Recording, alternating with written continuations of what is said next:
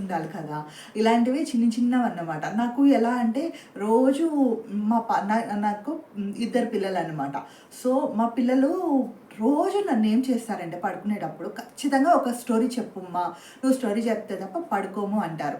ఖచ్చితంగా మా పాప అయితే ఇప్పటికి కూడా తనకి 6 ఇయర్స్, తను ఇప్పటికి కూడా ఏంటంటే స్టోరీ వినకుండా ఖచ్చితంగా పడుకోదు. అది ఎలాంటి స్టోరీ అయినా, దేవుడిదైనా కానీ కేటగిరీతో సంబంధం లేదు తనకి.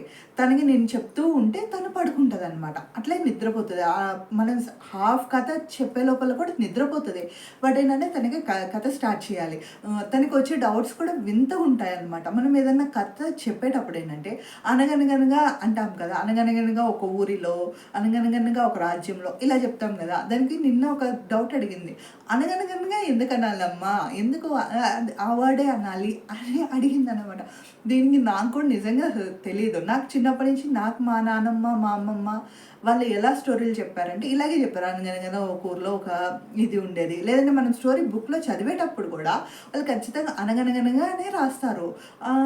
ఇది ఎలా అయిపోయిందంటే హలో అంటాం కదా, ఫోన్ ఎత్తగానే హలో అంటాం కదా, హలో ఎందుకంటాం, దానికంటే ఒక మీనింగ్ తెలుసు. వాళ్ళ వైఫ్ని పిలవడానికని హెల్లో అట్లా వచ్చిందనమాట. బట్ ఈ అనగనగా మీకు ఎవరికైనా బ్యాక్గ్రౌండ్ స్టోరీ తెలిస్తే మాత్రం ఖచ్చితంగా కమెంట్లో చెప్పండి. ఎందుకంటే నాకు తెలీదు, నేను కనుక్కొని చెప్తానమ్మా అని చెప్పాను మా పాపకి. సో తనకి చెప్పడం కోసమైనా మీరు నాకు ఎవరో ఒకరు హెల్ప్ చేయండి. ఇది దాని అనగనగా అని ఎందుకంటారు అనేది చెప్పండి. అలాగే కథంతా అయిపోయాక మనము చెప్తాం కదా, కథ కంచికి మనం ఇంటికి అని. ఇది కూడా దానికి ఎప్పుడు డౌట్ అనమాట. మరి మనం కథ కంచికి మనం ఇంటికి ఎందుకంటాము అని అడిగిందనమాట. దీనికైతే నాకు ఆన్సర్ తెలుసు కాబట్టి దీని గురించి మీతో షేర్ చేసుకుందామని ఈ వీడియో చేశాను అనమాట. మనం కథ కంచికి మనం ఇంటికి అని ఎందుకంటామంటే, మనము మామూలుగా రోజు రాత్రులు అంటే న్యాచురల్గా మనం ఎప్పుడు కథలు చెప్తాము, పడుకునేటప్పుడు కథలు చెప్తాము. అప్పుడు మనము ఎంతమంది పక్కన ఉన్నా కానీ కథ చెప్పేవాళ్ళు చెప్తూ ఉంటారనమాట, వినేవాళ్ళు కొడుతూ ఉంటారు. ఇది కదా ప్రాసెస్. అలాంటప్పుడు రాత్రుల్లో పిల్లలు కదా కథ చెప్తూ ఉన్నప్పుడు వాళ్ళు నిద్రపోతారనమాట. అనకుండా కొట్టకుండా వినపడకుండా నిద్రపోతే మనం కథ చెప్తూనే వెళ్ళిపోయామనుకో, ఆ కథ వినడానికి కొన్ని దైవశక్తులు కానీ కొన్ని శక్తులు అనేది మన చుట్టుపక్కల మనకు తెలియకుండా ఉంటాయంట. ఆ శక్తులు ఏంటంటే అవి ఆ కథ వింటూ ఉంటాయంట. అప్పుడు అలాగా వాళ్ళు కథ వినేవాళ్ళు నిద్రపోతారు కదా, కథ చెప్పేవాళ్ళు వాళ్ళు నిద్రపోయారా లేదా మనం గమనించుకోలేదనుకోండి. ఒకవేళ గమనించుకున్నా కానీ కథ ఆపేసేటప్పుడు ఈ కథతో పాటు ఆ శక్తులు కూడా వింటూ ఉంటాయి. కాబట్టి దానికి మనం కథ కంచికి మనం ఇంటికి అంటే, ఇప్పుడు నేను చెప్తున్న కథ కంచికి వెళ్ళిపోతుంది అంటే కంచి కామాక్షి అమ్మవారి వాకిట్లోకి వెళ్ళిపోయింది, ఆమె ఇంట్లోకి వెళ్ళిపోయింది. కాబట్టి నువ్వు ఎవరన్నా మన చుట్టుపక్కల ఉన్న వాళ్ళు మీరు వెళ్ళవలసిన చోటు మీరు ఇంకా మీ ఇంటికి వెళ్ళిపోండి. కథ కంచికి మనం ఇంటికి అంటే మేము మా ఇంటికి వెళ్తాం, మీరు మీ ఇంటికి వెళ్ళండి అంటే దేనికి సంబంధించింది. కథ కంచికి అంటే కంచిలో ఉన్న కామాక్షి అమ్మవారి పేరు తలుచుకున్నట్టు అనమాట. అప్పుడు అవి కథ అయిపోయింది వెళ్ళిపోవాలా అని చెప్పి అవి అర్థం చేసుకొని అవి వెళ్ళిపోతాయి, మనల్ని ఇబ్బంది పెట్టవు అని చెప్పి అర్థమంట. ఇది నాకు దీనికి సంబంధించిన ఒక పెద్ద స్టోరీయే ఉందన్నమాట. కథ కంచికి మనం ఇంటికి ఎందుకు అనాలి అని చెప్పి ఈ పూర్తి స్టోరీ అసలు ఎందుకు వచ్చింది, ఇది ఎందుకు చెప్పాల్సి వచ్చింది అని దీన్ని రిలేటెడ్గా ఒక రాజుగారికి సంబంధించి స్టోరీ ఉంది. ఈ స్టోరీ మీరు తెలుసుకోవాలని క్యూరియాసిటీగా ఉంటే కమెంట్ బాక్స్లో కథ కంచికి స్టోరీ అక్క అని కమెంట్ చేయండి.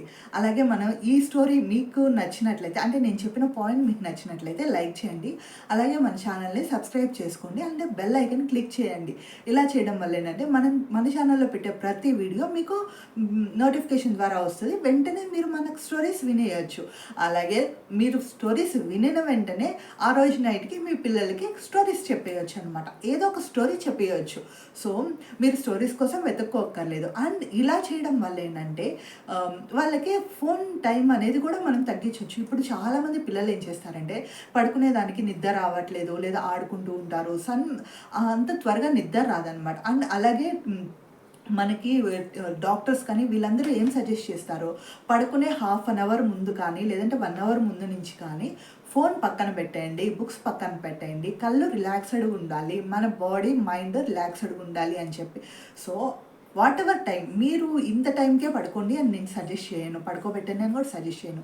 బట్ ఏంటంటే మీరు 9:30కి పిల్లల్ని పడుకోబెట్టాలనుకున్నారనుకోండి, 9 కల్లా బెడ్ మీదకి వచ్చేసి 9 to 9:30 ఒక స్టోరీ చెప్పండి. అది సింపుల్‌గా లాగ్ చేస్తూనే ఎలాగైనా చెప్పండి.